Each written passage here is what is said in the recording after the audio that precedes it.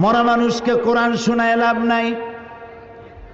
আল্লাহর নবী বলেছেন, মুমূর্ষ ব্যক্তির কাছে বসে কেউ যদি সূরা ইয়াসিন তেলাওয়াত করে তাহলে আল্লাহ রাব্বুল আলামিন মুমূর্ষ ব্যক্তির মৃত্যুর আযাবকে কমাইয়া দিবে।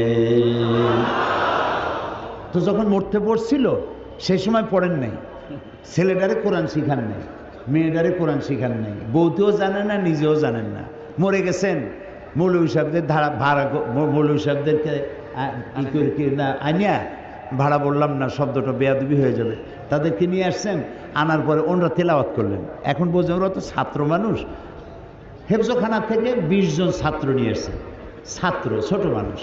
ওরা তেলাওয়াত করতে গিয়ে যদি মনে মনে ভাবে যে যদি 1000 টাকা দেয় তাহলে ভাগ্য পাবো, 25 জন আসছি, 50 টাকা না 60 টাকা, ওই ভাগে কত পাবে সেই চিন্তাও করতেছে, তেলাওয়াতও করতেছে।